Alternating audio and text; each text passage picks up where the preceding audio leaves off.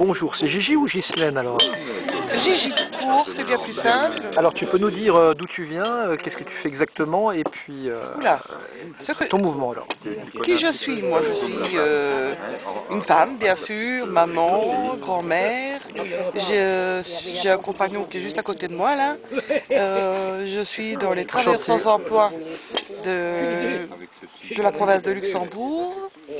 Je m'occupe d'être, je vais dire pour le moment, la cheftaine du groupe sans être vraiment la cheftaine parce que j'apprécie pas ce mot, mais je suis la présidente des travailleurs sans emploi du Luxembourg.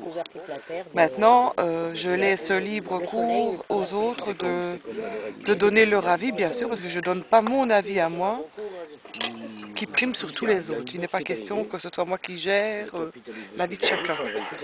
Alors on était en train de parler du revenu inconditionnel que beaucoup de sociologues et d'économistes sont en train de débattre sur Internet. Hein. oui. Et donc on parlait du revenu, et dans la sémantique du mot revenu, ça veut dire qu'il est revenu. Mais toi tu disais justement qu'il ne revient pas et qu'on devrait peut-être changer ce mot. Je n'apprécie pas le mot revenu parce que justement ça ne décrit pas le besoin. Chaque personne sur Terre a un besoin de vivre correctement, de manger correctement, de se vêtir, de vivre dans un endroit qui lui sied, que ce soit dehors ou à l'intérieur d'un bâtiment. Mais c'est un besoin qu'il a de protéger sa famille, de protéger ses enfants, et de pouvoir vivre de ce qu'on lui, de la terre. La terre n'apporte pas tout puisque les pays en voie de développement, justement, sont en voie de développement, mais on ne les développe jamais. On apporte de l'argent là-bas qui ne sert strictement à rien parce que finalement, ce n'est jamais les personnes qui en bénéficient, mais les gouvernements. Donc je dis, un revenu, c'est pas ça qu'on devrait dire, c'est le besoin de chacun. Définir le besoin de chaque personne veut dire qu'en réalité, on doit pouvoir fournir, et surtout sur la Terre, on ne sait pas aller ailleurs, on ne peut pas aller vivre sur Mars ou dans une autre planète. Donc ce qu'on appelle revenus sur Terre devrait être partagé entre tous. On ne doit pas laisser des gens qui n'ont pas le droit de manger et d'autres qui n'ont pas le droit de se vêtir ou de vivre dans le confort qu'on peut apporter à chacun. Il y a suffisamment d'argent sur Terre pour permettre ça. Justement, et le problème, c'est bien là je crois que ça rejoint bien ce que j'avais dit. Donc le revenu ne revient pas, puisque quand on apprend que 21 000 milliards se cacheraient dans les paradis fiscaux, bon, alors tu as raison de dire que l'argent est là. L'argent est là, il y a suffisamment d'argent, mais en fait, en réalité, pour créer nos besoins, il a fallu effectivement évoluer. On est devenu un peu plus moderne, on a besoin de machines qui font certaines choses à notre place, oui. Chacun selon sa volonté, bien sûr, selon son temps, selon ce qu'on a décidé de faire dans la vie. Si on a plus envie de s'occuper des autres et pas le temps de s'occuper de soi, chez soi, forcément, il faut qu'on ait une aide. Quand c'était une machine à laver, c'était bien. Un lave-vaisselle, c'était bien aussi. Éventuellement, la machine pour repasser le linge plus facilement, c'était pas mal non plus. Mais on crée des besoins dont on n'a pas besoin. Mais si on n'a pas besoin de ces appareils, ils auront beau les construire et en fabriquer des quantités, elles ne vont quand même pas finir dans toutes les maisons. Il y a plein d'objets comme ça qu'on construit, qu'on fabrique, et qui ne servent à rien parce qu'à un moment donné, ils retournent à l'état de pièces détachées, tout simplement parce que les gens ne les ont pas achetées. C'est bien la preuve que quelque part, on ne donne pas la possibilité à chacun de se fournir en matériel pour améliorer sa vie, puisqu'il y a des gens qui vivent, dit-on, comme des sauvages, et j'estime que c'est même pas le cas.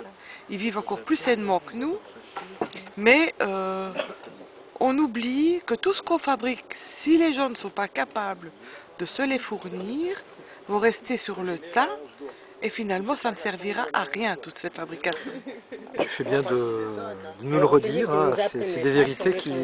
Il y a quelque chose que je n'admets pas. Je vais dire, moi j'ai une machine à lessiver, elle date de loin, de très loin. Elle fonctionne toujours, j'ai pas l'intention d'en changer. Maintenant, comme ils mettent des puces pour l'obsolescence, des machines, comme ça on peut prévoir à l'avance qu'elles vont tomber en panne.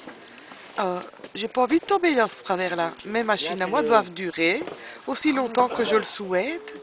Et si je veux en changer, c'est par envie d'en changer. Donc il faut changer toute l'économie, ce système économique. Et ce système économique est fait de manière à faire croire aux gens, vous avez besoin de ça. Mais en réalité, ces gens n'ont pas les moyens de se fournir ça. Donc vont dans les banques chercher de l'argent qui n'existe pas. Et encore, si le plein emploi existait, de ça aurait sans sens, mais là ça n'a pas de sens puisqu'on n'a même pas le plein emploi. Voilà. Et en même temps, je dis, ils vont chercher de l'argent qui n'existe pas. Ou que les banques nous volent, parce qu'en fait ils nous volent cet argent. On est obligé de passer par les banques maintenant, on n'a plus le choix. On ne peut pas dire de garder ses sous à la maison. Donc, je dis, les banques se servent de nous, se servent de notre argent pour fabriquer une fortune qui ne sert à personne d'autre qu'à eux-mêmes. Et le politique là-dedans, finalement... Et le politique est acheté, et ils se sont laissés acheter par justement tous ces riches qui investissent soi-disant dans le bonheur des gens, mais ce n'est pas un vrai bonheur des gens, puisqu'ils investissent de l'argent pour que l'argent leur revienne au centuple. Ils n'investissent pas pour aider les gens, quel que soit le pays. Ils n'investissent pas pour le pays lui-même et pour les gens qui ont des besoins. Ils investissent pour se rendre encore plus riches après. Parce que les intérêts font qu'à un moment donné, quand ça revient chez eux, à ceux qui ont prêté, fait qu'ils sont méga, je vais pas dire giga plus de fois, encore plus riches qu'avant. Merci Gilles. Sans avoir besoin d'avoir dépensé un seul centime. Ils arrivent à s'enrichir encore plus qu'avant, en appauvrissant toute la planète. Et c'est ça.